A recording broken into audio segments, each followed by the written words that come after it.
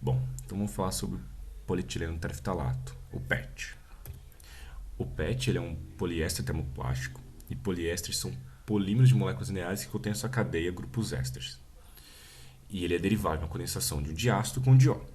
A sua primeira síntese foi feita em 1940 pelo John Rex Winfield e William Dixon na Calicos Printers Association, que era uma empresa de indústria têxtil inglesa. E logo que esses sintetizaram, eles não conseguiram comercializar de imediato o PET devido às restrições de guerra, né? Já que a gente está falando aqui da Segunda Guerra Mundial ainda. Sendo comercializado apenas na década de 50, chegando nos Estados Unidos pela DuPont com o nome de fibra-dacron, né? E o seu interesse comercial ele está basicamente nas suas características mecânicas, físico e químicas, que vai desde da resistência do material, né, impacto mecânico e tudo mais, e a sua resistência ao ataque químico e permeabilidade aos gases ser baixa. É, e basicamente, de quando ele foi sintetizado a primeira vez e quando ele foi comercializado, ele começou a ser amplamente utilizado para diversas aplicações que têm impacto direto na sociedade. Mas como que é feito o PET? Temos aqui três principais reagentes aqui para a produção do PET, sendo o ácido tereftálico um dos reagentes mais utilizados comercialmente hoje. Vou explicar mais para frente por quê. E aqui está falando de um diácido, aqui um diol, e aqui está falando do éster do ácido, né? Que é o tereftalato de metilo. A produção ela pode ser feita em três etapas, que depende da sua aplicação. Basicamente, vai ter uma pré-polimerização comum a todas as aplicações. Pode ser trificação direta ou transtrificação.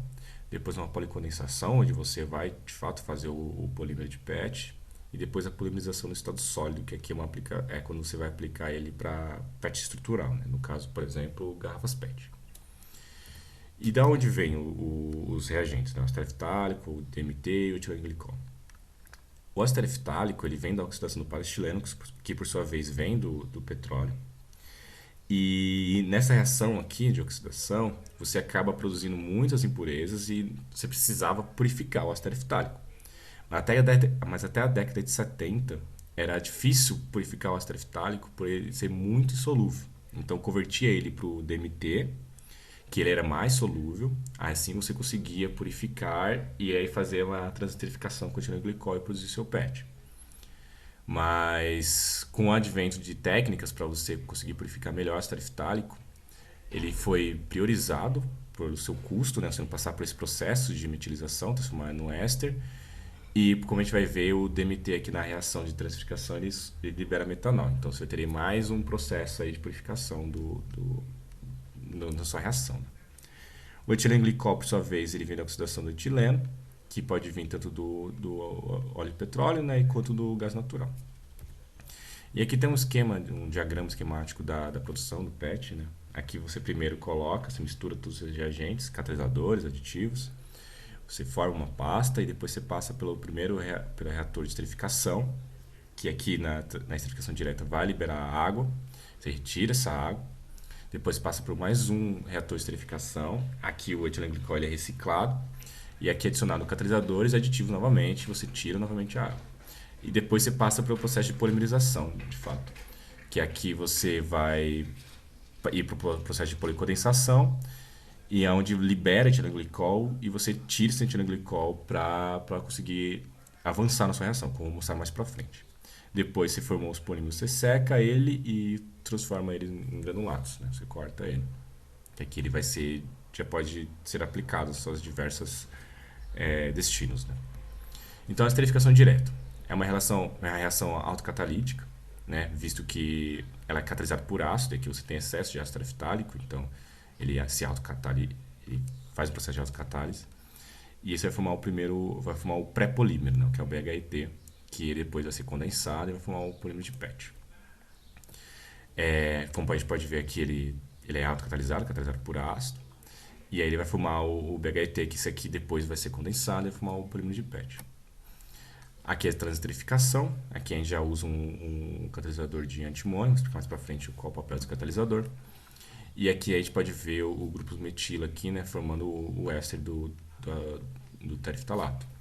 Também chegando ao BHET. e liberando o metanol.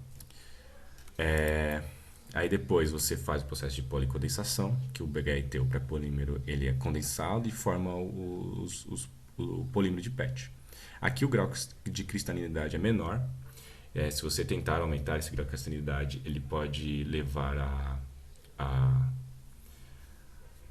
a degradação dos polímeros, né? E conforme vai aumentando a viscosidade do material, também dificulta a difusão do etilenglicol e isso diminui a taxa de reação. Então ele meio que é fatal esse processo, você para por aqui. Mas esse grau de cristalinidade já é suficiente para aplicações, por exemplo, do PET em indústria têxtil. Aqui os catalisadores, né? O catalisador ele vai basicamente funcionar para aumentar a velocidade da reação aqui. Aí não só aumentar a taxa de reação, né, aumentar a velocidade de reação, como também melhorar a qualidade do produto final, né, como a sua coloração e tudo mais. Aqui como eu tinha dito, é importante tirar o etilenglicol, porque no mecanismo de reação aqui com o catalisador, ele vai formar um quelato aqui, chamar um glicolato, né, de antimônio. E é importante você tirar esse etilenglicol para conseguir de fato concluir a reação, porque você acaba formando esse composto muito estável e que pode envenenar o catalisador. E basicamente aqui o mecanismo é uma troca de ligante. Embora o antimônio ele possa apresentar toxicidade a mamíferos, né, ele ainda é muito utilizado comercialmente. Existem outros catalisadores. Um catalisador interessante é o óxido de titânio. Porém, ele pode formar vinilase de titânio que pode levar a uma coloração amarelada do PET. Então, ainda está em desenvolvimento catalisadores. A gente tem muita pesquisa em catalisadores sem serem na base de antimônio para a produção de PET. Mas ainda assim, o antimônio ainda é muito utilizado comercialmente. Bom, então aqui está a reação de polimerização em estado sólido, que basicamente você vai aumentar o grau de cristalinidade do PET. Essa reação ela tem que ter a temperatura bem controlada e deve ocorrer a atmosfera inerte para evitar reações termooxidativas ou qualquer degradação do polímero, já que você está aumentando muito mais o tamanho da cadeia, que é para ser utilizado em PETs de estrutura, né? Como por exemplo garrafa PET. Nesse caso aqui, o processo de injeção sopro é um processo utilizado para você fazer garrafas PETs. É uma das aplicações, no caso da injeção sopro, que você vai pegar o seu molde, né, de plástico, vai pré-aquecer ele, e você vai colocar ele num outro molde, que ele vai assoprar, basicamente vai injetar ar, né, e vai expandir esse plástico para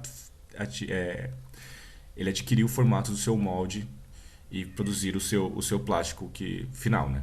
Esse processo é interessante, pois você pode fazer em larga escala os produtos e é rápido e barato, basicamente. Aqui você pode ainda adicionar aditivos no PET. Nesse caso aqui é o bumetrizol. Ele pode ser adicionado para melhorar a resistência à radiação UV do PET. Você pode também adicionar estabilizantes secundários, como o trimetilfosfito, o trietilfosfito e o trifenilfosfito. Eles ajudam a prevenir reações termooxidativas. Assim você pode aumentar a cadeia do PET também. E aqui você também pode ter extensores de cadeia, como por exemplo o dianidrido pirromelítico. Ele pode ser utilizado não só para estender a cadeia, mas também como para diminuir o grau de acidez, né, do PET, né? Que o grau de acidez pode levar à própria degradação do PET e a colorações diferentes do PET, sem ser a transparente. Então, quanto que é produzido do PET mundialmente? Em 2017, né, o dado mais recente que eu encontrei, foram produzidos mais de 30 milhões de toneladas. Disparadamente aqui a China está na frente, né? Seguido do restante dos países asiáticos e depois da América do Norte. Então aqui a gente está falando de um mercado muito grande, né, da produção de PET. E aqui também a gente está falando de produções em larga escala para aplicação direta, né? Como eu disse, para fibra têxtil, para produção de garrafas PET e tudo mais. Que, no caso, né? Vou mostrar aqui agora aplicações, principais destinos do PET. Mais 60% do PET é destinado para a indústria têxtil. E também pode ser utilizado essas fibras de PET para reforço de borracha e para tecidos técnicos de alta resistência. Como, por exemplo, alguns pneus de automóveis fabricados nos Estados Unidos têm as fibras de PET que são para ser reforçado o próprio material da borracha. A outra aplicação dele é a garrafa PET, né? São os plásticos de PET, né?